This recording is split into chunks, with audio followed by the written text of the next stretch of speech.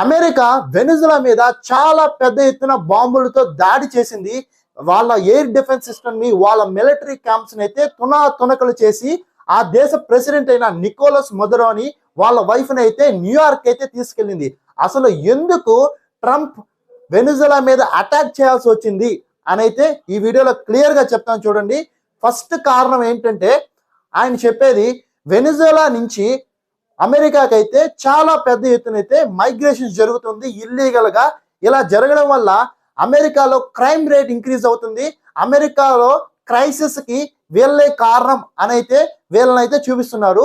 2013 నుంచి ఇప్పటి వరకు సుమారు 80 లక్షల మంది వెనిజులా ప్రజలైతే అక్కడికైతే మైగ్రేట్ అయ్యారని అయితే ట్రంప్ చెప్తున్నాడు. అయితే ఈ విషయాన్ని అయితే వెనిజులా ప్రజలైతే పూర్తిగా ఖండిస్తున్నాడు. సరే, మైగ్రేట్ అయితే పెద్ద ప్రాబ్లం ఏంది, వాళ్ళు అఫిషియల్ గా మైగ్రేట్ అయితే పెద్ద ప్రాబ్లం ఏంది అనుకుంటాం. కానీ ఇక్కడ అమెరికా చెప్పేది ఏంటంటే వెనిజులా ప్రెసిడెంట్ వాళ్ళ దేశంలో ఉన్న జైల్స్ అన్ని ఓపెన్ చేసి అక్కడ ఉన్న ఖైదీల్ని కావాలని అమెరికాకు పంపిస్తున్నాడు, అమెరికా నాశనాన్ని కోరుకుంటున్నాడు అనే విషయాన్ని అయితే అమెరికా చెప్తుందన్నమాట.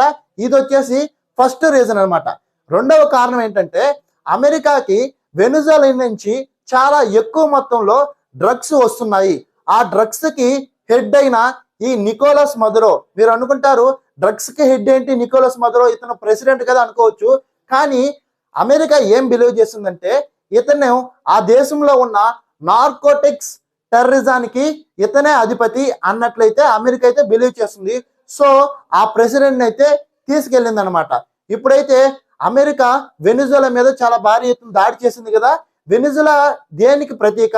వెనిజులా నుంచి ప్రపంచ దేశాలు ఎక్కువ ఏం కొంటున్నాయంటే ఎక్కువ ఆయిల్ కొంటుంది అనమాట. దీని ప్రభావం ప్రపంచ దేశాల్లో ఆయిల్ మీద అయితే పడడానికి ఛాన్స్ ఉంది.